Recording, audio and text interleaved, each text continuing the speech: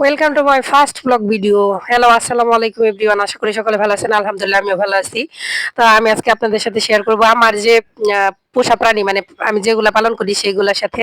তো এখানে হলো হাট থেকে, প্রথমে দেখা যাচ্ছে হাট থেকে আনা দেশি মানে বলছে টাইগার মুরগির বাচ্চা, জানি না কি হবে। তো এগুলা তো তারপরে হচ্ছে আমার দেশি মুরগি যেগুলো আমি বাড়িতে পালন করি। তো এই দেশি মুরগিগুলা আহ সবাই তো সুন্দর সুন্দর বলে, তো আমি এই কালো মুরগির নামটা রাখছি কালো সুন্দরী।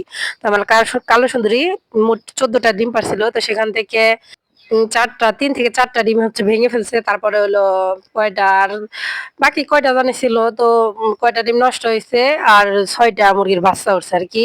আর এটা হলো লাল সুন্দরী। লাল সুন্দরীর হচ্ছে 7টা বাচ্চা। তো আরো ছিল কয়েকটা, ওই বাইরে ছাড়ার পরে হচ্ছে কুকুরে বিড়ালে নিয়ে গেছে। কুকুর বিড়াল খুবই বিরক্ত করে। তো এই টোটালি এই যে একটা বড় মোরগ, এই জাতের মোরগগুলা এখন মানে এখনো এই মোরগটা বাগ দেয় না। কেউ কইবো যে এখনো এই মোরগ বাগ দেয় না, দেখে কিন্তু বোঝা যায় না। তো দেশি মুরগি হিসেবে মানে বাড়িতে পালে ওইরকম কোনো জাত নির্বাচন না, সেই দিক থেকে হইলে মোরগটা অনেক বড়। তো একটা মুরগি আসে আর খায়, তো খাবার দিয়ে এভাবেই সারাদিন খাবার দেওয়া থাকে, যে যখন আসে খাবার খায়। তো আমার টোটালি সব মিলিয়ে 20টা ছোট বড় দেশি মুরগির বাচ্চা 20টা। আর মুরগি আছে 4টা, মোরগ আছে একটা। আর আছে আরো অনেকগুলা, মানে এই বাচ্চাগুলা রাইখা যে আমার বাচ্চাগুলো উঠাইছে, এই সেগুলা এগুলা বড়, এর চাইতে বড় এক্সেস আছে। ওইগুলাও আমি আপনাদের দেখাবো।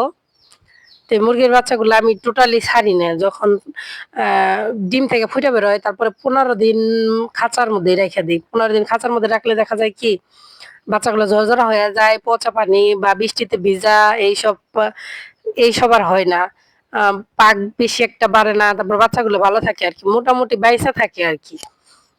আর দেখা যাচ্ছে কি হইলেই পরে বাইরে ছেড়ে দিলে অবস্থা খারাপ হয়ে যায়।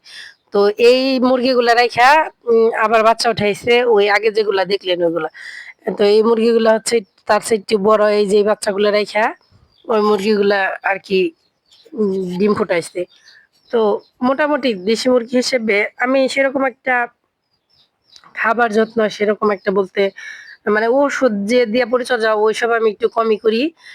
বিভিন্ন ধরনের গাছের পাতা বা গাছন্ত ওষুধ এইগুলা দিয়া মুরগিরে খাওয়াই টোটালি সবসময়। তো মুরগি, আমার মুরগি দেখাইলাম, এরপর দেখাইতেছে আমার পাখি। তো আমার কাছে অনেকগুলাই পাখি ছিল। তো একবার হয়েছে কি পাখি 3টা বাচ্চা হয়েছে, হওয়ার পরে 3টা বাচ্চার থেকে আসলে আমি দেখছি ভালোই। সকালবেলা উঠে দেখি কি পিঁপড়াই ধরছে। আসলে পিঁপড়া হয়তো আমি খেয়াল করছিলাম না। তো 3টা বাচ্চা মারা গেছে। তো আরো 2 জোড়া পাখি ছিল। পাখিগুলো আমি বিক্রি করে ফেলাইছি। আ মানে অনেক খারাপ লাগছিল যে 3টা বাচ্চাই মরে গেল গা। এই বিষয়টা চিন্তা করার পরে মানে অনেক খারাপ লাগছে। পরে 2 জোড়া পাখি বেঁচে দিছি। আর 2টা বাজিগার রইছে, একটা লাভ বার্ড রইছে।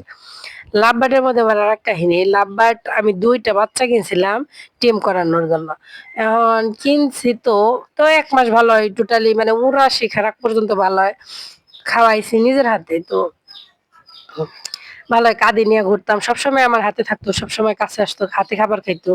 তো এরকম। তো হঠাৎ করে একদিন দেখলাম কি মানে খাওয়াইতে গেছি, হাতে থেকে হাত ফসকে বেরিয়ে পাখিটা উইড়া চলে গেল। মানে এমন জায়গায় গেছে, সারা ২-৩ দিন খোঁজার পরেও মানে সবাইরে, এলাকার সবাইরে জিজ্ঞেস করছি কেউ দেখছে কিনা এরকম, কিন্তু কেউ কইতে পারল না। মানে কত জঙ্গল যা আছে আশেপাশে, আমাদের এটা গ্রাম এলাকায় বাড়ি, তো অনেক জঙ্গল গাছপালা ভরা, সব জায়গায় খুঁজছি কিন্তু কোনো জায়গায় পাখিটা পাইলাম না। যারা পাখি পালন করে তারা পরামর্শ দিল যে বাড়ির ছাদের উপরে খাঁচার ভিতরে এই পাখিটা ভরে রাখলে পরে ওই পাখি ডাকলে ওই পাখি চলে আসবে। এরকম প্রায় ২-৩ দিন করছি, তারপরেও আর কি পাখিটা ফেরত আসে নাই। তো বদনসিব, হয়তো আমার নসিবে নাই, তো সেজন্য ফেরত আসে নাই। তো আজকে এই পর্যন্তই। আজকে আমার মানে পাখি, মুরগি, আমি আরো অনেক কিছু পুষি। কোয়েল পাখি আছে, হাঁস আছে। তো সেইটা হয়তোবা অন্য একটা ভিডিওতে দেখাবো। তো ভিডিওটা কেমন লাগলো সবাই জানাবেন। আর হচ্ছে আমার ভিডিওতে যারা কমেন্ট করবে অবশ্যই আমি তাদের নাম নেওয়ার চেষ্টা করব। সবাইকে অসংখ্য ধন্যবাদ আমার ভিডিওটা শেষ পর্যন্ত দেখার জন্য। আর আমার ভিডিওতে কথা বলায় বা কোনো কিছুতে যদি কোনো ভুল ত্রুটি হয়ে থাকে অবশ্যই ক্ষমা দৃষ্টিতে দেখবেন। আসসালামু আলাইকুম।